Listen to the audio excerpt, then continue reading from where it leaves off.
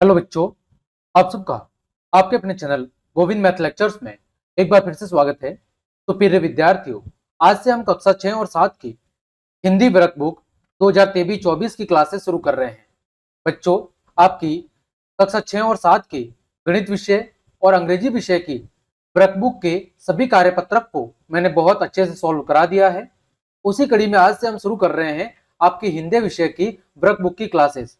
तो बच्चों, आपकी गणित और अंग्रेजी विषय की वर्कबुक की जो क्लासेस हैं उनकी लिंक वीडियो के डिस्क्रिप्शन में दी हुई है, या फिर बच्चों आप चैनल गोविंद मैथ लेक्चर्स पर जाइए। वहां पर आप प्ले लिस्ट में जाकर 6 और 7 की जो गणित और अंग्रेजी विषय की कार्यबुक का संपूर्ण हल है उसको अच्छे से देख सकते हैं।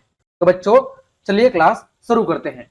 देखिए बच्चों, पहला प्रश्न, दिए गए शब्द समूह में अलग अर्थ वाले शब्द पर गोला लगाइए। आपको जो शब्द अलग है उस पर क्या लगाना है? आपको बच्चों गोला लगाना है।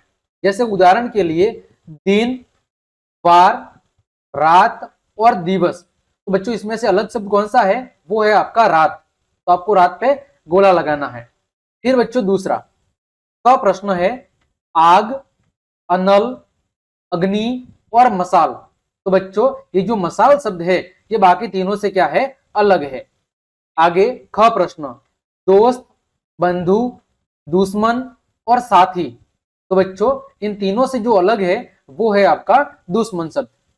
अगला ग, नेत्र, नयन, पलक और आंख। तो बच्चों इन तीनों से अलग क्या है? पलक आपका सही जवाब है, जो तीनों से अलग है। अगला घ, पवन, वायु, हवा और तूफान। तो बच्चों जो तूफान है वो बाकी तीनों से अलग है। तो बच्चों पहले के अंदर उत्तर हो जाएगा रात, दूसरे का मसाल, तीसरे में दुश्मन, चौथे में पलक और पांचवें में तूफान। आगे बढ़ते हैं बच्चों, प्रश्न संख्या 2 दिया गया है बच्चों, नीचे दिए गए शब्दों के तीन तीन अर्थ यानी पर्यायवाची शब्द आपको लिखने हैं। जैसे ग्रह, ग्रह के तीन पर्यायवाची घर, आलय और निवास। इसी तरह बच्चों हमें लिखने हैं धरा, धरा मतलब धरती कह लो, भूमि कह लो, वसुधा कह लो या पृथ्वी कह लो, सब इसी के ही क्या है? पर्यायवाची है। तो धरा के तीन पर्यायवाची हो गए धरती, भूमि और वसुधा। फिर दूसरा है खग, खग यानी बच्चों पक्षी। तो इसके तीन पर्यायवाची चिड़िया, गगनचर और पंखेरु। चिड़िया, गगनचर और पंखेरु। अगला ग, कौन सा शब्द है बच्चों? बादल। बादल शब्द के तीन पर्यायवाची मेघ, जलधर और बच्चों वारिधर। मेघ, जलधर और वारिधर। आगे पानी, पानी शब्द के तीन पर्यायवाची जल, नीर और बच्चों अंबु। ठीक है। आगे बच्चों प्रश्न संख्या 3 दिया गया है बच्चों, नीचे दिए गए शब्द युग्म की सहायता से वाक्यों को पूरा कीजिए। यानी हमारे सामने जो कुछ शब्द दिए गए हैं इनकी मदद से हमें इन रिक्त स्थानों की पूर्ति करनी है। पहला, शहर में खाली जगह इमारतें हैं। तो बच्चों इमारतें कैसी होती हैं? ऊंची ऊंची। तो पहली खाली जगह में आ जाएगा कि शहर में ऊंची ऊंची इमारतें हैं। दूसरा, बछड़ा गाय के खाली खाली खाली जगह चलने लगा। तो बछड़ा गाय के बच्चों पीछे पीछे चलने लगा। तो दूसरी खाली जगह में क्या आ जाएगा? पीछे पीछे। तीसरा बच्चों, तुम्हारी कक्षा खाली जगह लगेगी। तो बच्चों यहां पर आएगा सुबह सुबह, तुम्हारी कक्षा सुबह सुबह लगेगी। चौथा, नेहा लोरी खाली जगह सो गई। तो नेहा लोरी सुनते सुनते सो गई। तो बच्चों पहली खाली जगह में क्या आएगा? ऊंची ऊंची। दूसरे में क्या आएगा बच्चों? पीछे पीछे। तीसरे में सुबह सुबह और चौथे में बच्चों सुनते सुनते। आगे बच्चों प्रश्न संख्या 4 सही विकल्प द्वारा रिक्त स्थान भरें और वाक्यों को पूरा करें। जैसे सूरज की खाली जगह हमारे स्वास्थ्य के लिए लाभदायक होती है। तो सूर्य की बच्चों जो किरणें हैं वो हमारे स्वास्थ्य के लिए क्या होती है? लाभदायक। क्योंकि सूर्य से हमें क्या मिलता है बच्चों? सूर्य से हमें मिलता है विटामिन डी। सूर्य के प्रकाश में बच्चों क्या होता है? विटामिन डी होता है, जो हमारे स्वास्थ्य के लिए आवश्यक होता है। तो यहां पर खाली जगह में क्या आएगा बच्चों? किरणें। क्या आएगा? किरणें। फिर क, पहली खाली जगह सत्य, अहिंसा और शांति के पुजारी थे। तो कौन थे बच्चों? महात्मा गांधी। तो यहाँ पर खाली जगह में क्या आएगा बच्चों? यहाँ पर आ जाएगा महात्मा गांधी। क्या आ जाएगा बच्चों? महात्मा गांधी। ये आपके सत्य, अहिंसा और शांति के पुजारी थे। फिर है ख, देश के वीर अपने देश की खाली जगह के लिए बलिदान दे देते हैं। तो देश के वीर है वो अपने देश की आन बान और शान के लिए क्या दे देते हैं? बलिदान दे देते हैं। अगला, गंगा यमुना भारत की पवित्र खाली जगह है। तो क्या है बच्चों? ये भारत की पवित्र नदियां है। ठीक है बच्चों, ये था आपका कार्यपत्रक 11। आगे बढ़ते हैं कार्यपत्रक 12 की ओर। तो बच्चों यहां पर हम क्या सीखेंगे? यहां पर हम मात्रा और संयुक्त वर्णों का प्रयोग करके कठिन शब्दों को लिखना सीखेंगे। इसका उपयोग करके बच्चों मात्रा और संयुक्त वर्ण, संयुक्त वर्ण का मतलब है कि दो या दो से अधिक वर्ण, दो या दो से अधिक वर्णों का उपयोग करके बच्चों हम कठिन शब्द को बनाना सीखेंगे। ठीक है, जैसे बच्चों पहला प्रश्न, दी गई वर्ग पहेली में से शब्द छांट कर लिखिए। हमें यहां पर जो ये पहेली दी गई है इसमें से शब्दों को छांट कर लिखना है। जैसे ज्ञान, इसी तरह मैंने दूसरा शब्द लिखा बच्चों मंत्री। क्या लिखा बच्चों? मंत्री। जैसे यहां पर ये शब्द है मंत्री। इसी तरह तीसरा शब्द लिखा मैंने बच्चों मूर्ख। क्या लिखा? मूर्ख। यहां पर है आपका मूर्ख शब्द। फिर बच्चों भाग्य, कौन सा शब्द? भाग्य। बच्चों भाग्य शब्द यहां पर है भाग्य। फिर बच्चों मैंने लिखा इंग्लैंड। क्या लिखा? इंग्लैंड। बच्चों यहां पर दिया हुआ है इंग्लैंड। कौन सा शब्द? इंग्लैंड। फिर बच्चों मैंने लिखा मुख्य। कौन सा शब्द लिखा बच्चों? मुख्य। तो मुख्य कहां पर आ रहा है? तो बच्चों यहां पर जो मुख्य शब्द है वो देखो यहां पर आ रहा है मुख्य। फिर बच्चों चित्र। ठीक है, तो यहां पर बच्चों शब्द आ रहा है चित्र। फिर बच्चों प्रजा, ये है प्रजा। फिर बच्चों कल। ठीक है, क्या है? कल। इसी तरह बच्चों यहां पर क्या है? मुद्रक। और शब्द क्या है? यहां पर बच्चों है मुद्रक। और आप चाहे तो लिख सकते हैं यहां पर शब्द क्या है? मुद्रक। ठीक है, मुद्रक, ये वाला मुद्रक। तो इस तरह बच्चों आपको इस पहेली में से कठिन शब्दों का निर्माण करना था। उम्मीद करता हूं पहला प्रश्न आपको समझ में आया होगा। आगे बढ़ते हैं बच्चों। फिर बच्चों दूसरा प्रश्न है, दिए गए अशुद्ध शब्दों को शुद्ध करके लिखिए। यानी हमारे सामने अशुद्ध शब्द लिखे गए हैं, उनको हमें शुद्ध करके लिखना है। जैसे पहला है प्रसिद्ध। तो बच्चों इसका जो सही रूप है या जो शुद्ध रूप है वो होगा प्रसिद्ध, इस तरह। दूसरा शब्द है समस्या। तो बच्चों समस्या शब्द को सही तरह इस तरह लिखेंगे। फिर प्रभावित, तो प्रभावित का शुद्ध रूप ये होगा। फिर बच्चों कीर्षण, तो कीर्षण का शुद्ध रूप क्या होगा? कृष्ण। फिर बच्चों सत्तू, तो सत्तू को हम बच्चों इस तरह लिखेंगे। फिर दिक्कत, तो दिक्कत का सही रूप ये होगा। फिर बुद्धू, तो बुद्धू का सही रूप ये होगा। फिर बच्चों मंत्री, मंत्री का शुद्ध रूप ये होगा। फिर जिज्ञासा, तो जिज्ञासा को बच्चों हम इस तरह लिखेंगे। आगे बच्चों प्रश्न संख्या 3, दिए गए शब्दों में ये जो आपका र शब्द है, री शब्द का प्रयोग करके शुद्ध जो शब्द है वो क्या कराना है? बनाने हैं। इसका उपयोग करके जो ये री है, जो ये नीचे लगता है शब्द, इस शब्द का सही उपयोग करके हमें शुद्ध शब्द लिखना है। पहला है कपा, तो कपा का सही रूप होगा कृपा। दूसरा वक्ष, वक्ष का सही रूप होगा वृक्ष। फिर पष्ट, पष्ट का सही रूप होगा पृष्ठ।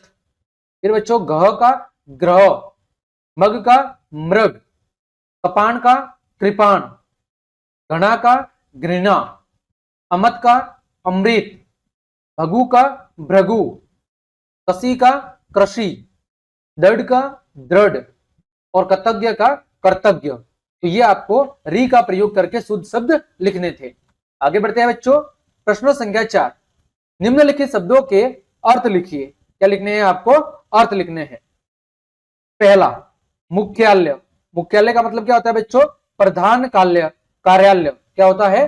प्रधान कार्यालय, यानी कि जो मुख्य ऑफिस होता है उसे कहते हैं मुख्यालय। दूसरा है परीक्षा। बच्चों परीक्षा शब्द का होता है कि किसी भी व्यक्ति की जो क्षमता है उसको परखना। तीसरा बच्चों ग्रामीण, ग्रामीण किसे कहते हैं? गांव में रहने वाले व्यक्तियों को क्या कहते हैं बच्चों? ग्रामीण। फिर बच्चों दुर्गम, दुर्गम क्या होता है? जहां पहुंचना कठिन हो, ऐसा स्थान जहां पर पहुंचना कठिन हो उसे क्या कहते हैं, दुर्गम। फिर बच्चों गंतव्य, गंतव्य का मतलब है ऐसा स्थान जो जाने योग्य हो, जहां पर जाया जा सकता है, उसे कहते हैं गंतव्य। फिर बच्चों अदृश्य, अदृश्य का मतलब है जो दिखाई न दे, उसे क्या कहते हैं, अदृश्य। फिर बच्चों विस्तृत, विस्तृत का मतलब है विस्तार पूर्वक बताई गई। विस्तृत का मतलब क्या होता है, विस्तार पूर्वक बताई गई कोई भी चीज को हम क्या कहते हैं, विस्तृत। फिर महत्वपूर्ण, महत्वपूर्ण का मतलब क्या होता है बच्चों, आवश्यक। फिर बच्चों पर्यटक, पर्यटक का मतलब है दूसरे देशों में घूमने फिरने वाले जो व्यक्ति हैं उन्हें क्या कहते हैं बच्चों, उन्हें हम कहते हैं पर्यटक। अगला बच्चा, रेप और रकार लगाकर शब्दों को शुद्ध करके लिखिए। क्या लगाना है, रेप और रकार शब्द। देखो गहन, तो गहन के लिए हम क्या लिखेंगे, ग्रहण। दूसरा सत, सत के लिए क्या लिखेंगे, शर्त। फिर वक, वक के लिए क्या लिखेंगे, वक्र। फिर सूय, सूय के लिए क्या लगाएंगे, सूर्य। गमी के लिए गर्मी, व्रत के लिए व्रत। ठीक है, तो यहां पर व्रत भी लिख सकते हैं बच्चों, और क्या लिख सकते हैं, ये इस तरह भी लिख सकते हैं, वृत। ठीक है, फिर बच्चों प्रतीक्षा, तो यहां पर क्या होगा, प्रतीक्षा। फिर बच्चों डामा, क्या होगा, ड्रामा। फिर बच्चों प्रयास, प्रयास का क्या होगा बच्चों, प्रयास। ठीक है, तो इस तरह बच्चों हमने आपकी हिंदी विषय के कार्यपत्र 11 और 12 के सभी प्रश्नों के उत्तर बहुत अच्छे से जान लिए हैं। उम्मीद करता हूं सभी प्रश्नों के उत्तर आपको अच्छे समझ में आए होंगे। तो क्लास देखने के लिए आप सभी को धन्यवाद। यदि आपको मेरी क्लास और मेहनत पसंद आई है तो फिर लाइक, कमेंट, शेयर और सब्सक्राइब जरूर करें। आज के लिए इतना ही। जय हिंद, जय भारत। बच्चों कार्यपत्रक 13 और 14 में हम व्यवहारिक व्याकरण संदर्भ में संख्या शब्दों को लिख पाना, यानी कार्यपत्रक 13 में हम व्यवहारिक व्याकरण यानी कि संज्ञा शब्दों के बारे में जानना सीखेंगे। तो बच्चों देखिए, पहला प्रश्न आपके सामने दिया गया है, निम्नलिखित वाक्यों को कोष्ठक में दिए गए शब्दों के आधार पर पूरा कीजिए।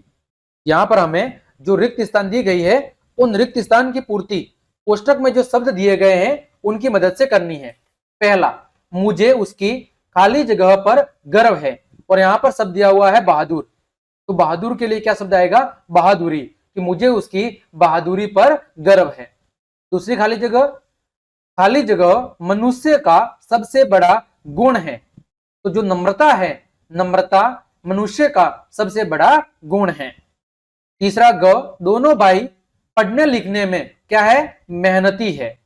ठीक है, चौथी खाली जगह जीवन में दृढ़ता लाती है, तो बच्चों जो ईमानदारी है, ईमानदारी जीवन के अंदर दृढ़ता लाती है। फिर ड, यह काम मैं खाली जगह से कर लूंगी, तो यह काम मैं सहजता से कर लूंगी। अगला, बादलों की खाली जगह सुनकर मोर नाचने लगा, तो क्या सुन के, गर्जना सुन के मोर नाचने लगा। तो बच्चों पहली खाली जगह में बहादुरी, दूसरे में नम्रता, तीसरे में मेहनती, चौथे में ईमानदारी, पांचवें में सहजता और छठे में गर्जना। आगे बच्चों प्रश्न संख्या 2, संज्ञा का संदर्भ समझकर वाक्य में प्रयोग कीजिए।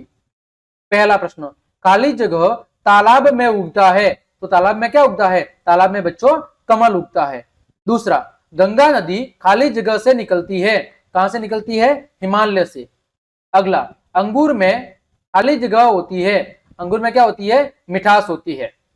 अगला, खाली जगह दिल्ली की प्रसिद्ध इमारत है, तो कौन सी है, कुतुब मीनार।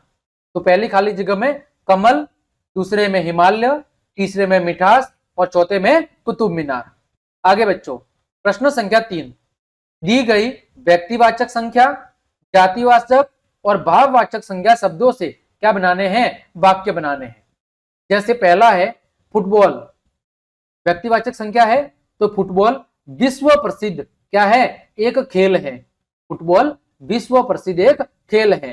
दूसरा है जापान शब्द, तो जापान की राजधानी क्या है बच्चों, टोक्यो है। तो ये हो गए व्यक्तिवाचक संख्या के उदाहरण। फिर बच्चों जातिवाचक क्या है, बगीचा, तो जो वृंदावन है, वृंदावन भारत की एक खूबसूरत जगह है। ठीक है, वृंदावन भारत की एक खूबसूरत जगह है, या हम कह सकते हैं कि वृंदावन भारत का एक खूबसूरत क्या है, बगीचा है, ऐसे लिख सकते हैं, वृंदावन भारत का एक खूबसूरत बगीचा है। अगला है लड़के, तो राम और श्याम दोनों होनहार लड़के हैं। राम और श्याम दोनों ही क्या है, होनहार लड़के हैं। ठीक है बच्चों। आगे भाववाचक संख्या सर्दी, तो सर्दी, राम सर्दी के कारण क्या हो गया बच्चों, बीमार हो गया। अगला बचपन, तो सुरेश बचपन से ही क्या है, होशियार है। तो इस तरह बच्चों में कार्यपत्रक 13 के सभी प्रश्नों के उत्तर बहुत अच्छे से जान लिए हैं। आगे बढ़ते हैं बच्चों कार्यपत्रक 14 की तरफ। दिया हुआ है इस क्लास में हम यानी कार्यपत्रक 14 में हम सीखेंगे वाक्य निर्माण कर पाना। इसका निर्माण, वाक्य का निर्माण। बच्चों वाक्य क्या होता है, दो या दो से अधिक शब्दों के सार्थक पूर्ण मेल को, दो या दो से अधिक शब्दों के अर्थपूर्ण मेल को, दो या दो से अधिक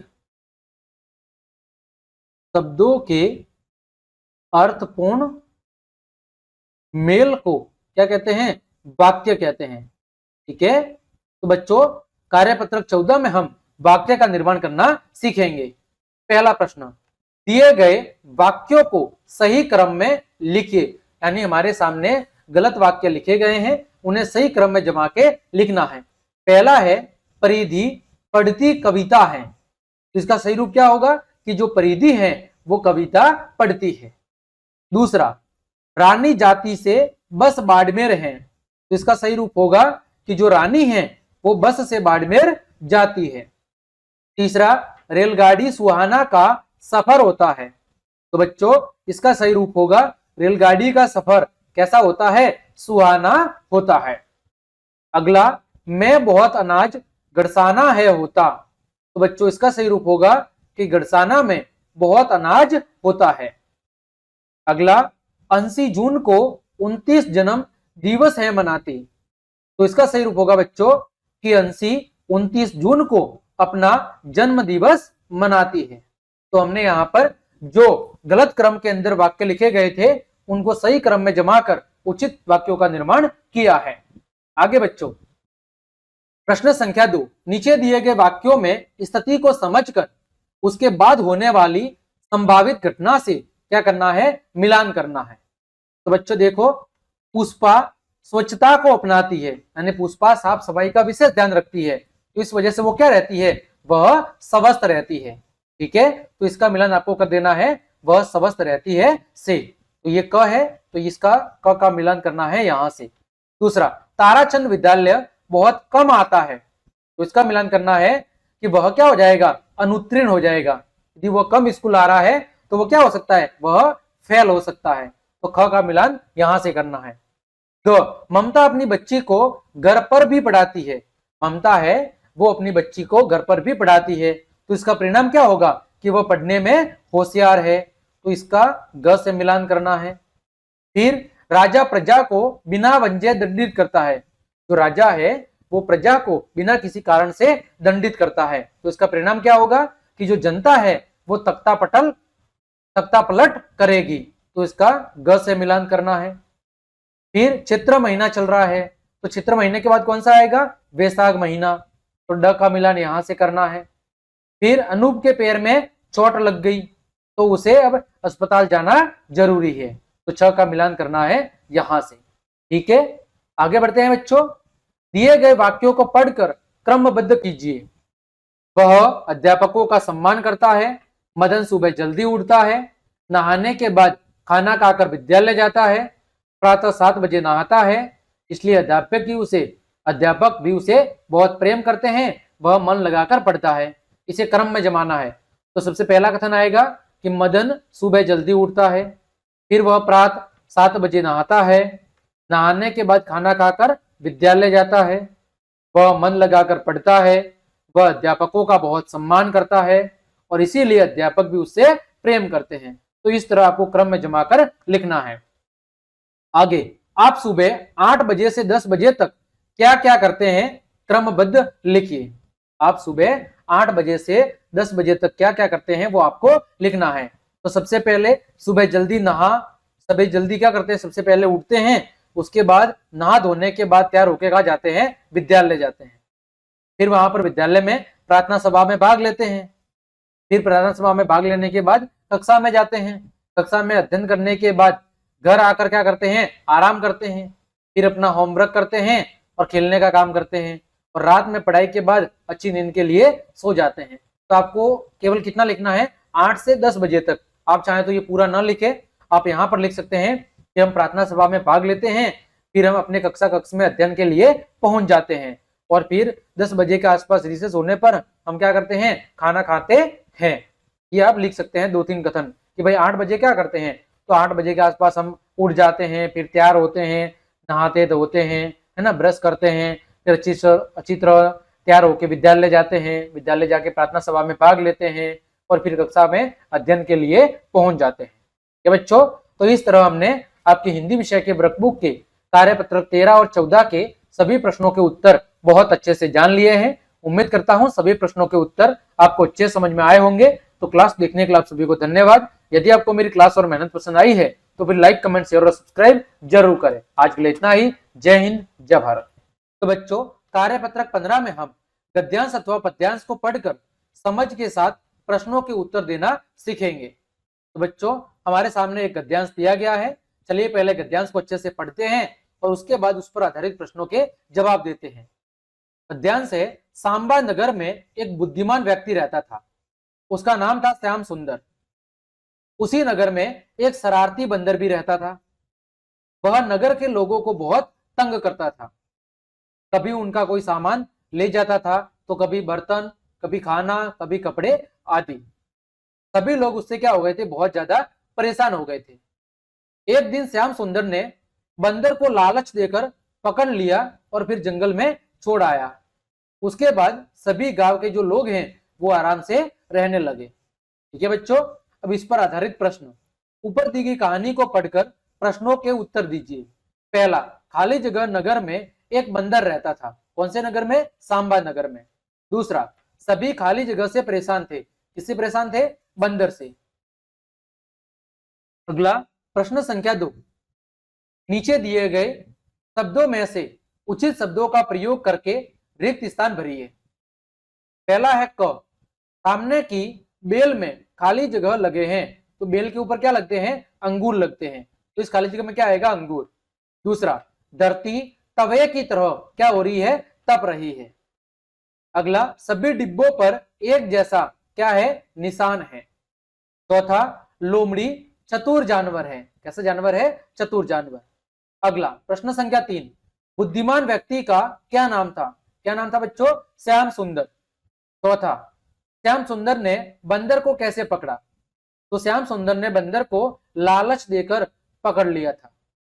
अगला, सभी आराम से कब रहने लगे? तो जब बंदर को जंगल में छोड़ने के बाद, जब बंदर को श्याम सुंदर ने पकड़ लिया और जंगल में छोड़ दिया, तो बंदर को जंगल में छोड़ने के बाद सभी गांव के लोग आराम से फिर रहने लगे। ठीक है बच्चों, तो इस तरह हमने आपके कार्यपत्रक 15 के सभी प्रश्नों के उत्तर बहुत अच्छे से जान लिए हैं। उम्मीद करता हूं सभी प्रश्नों के उत्तर आपको अच्छे समझ में आए होंगे। तो क्लास देखने के लिए आप सभी को धन्यवाद। यदि आपको मेरी क्लास और मेहनत पसंद आई है तो फिर लाइक, कमेंट, शेयर और सब्सक्राइब जरूर करें। आज के लिए इतना ही। जय हिंद, जय भारत।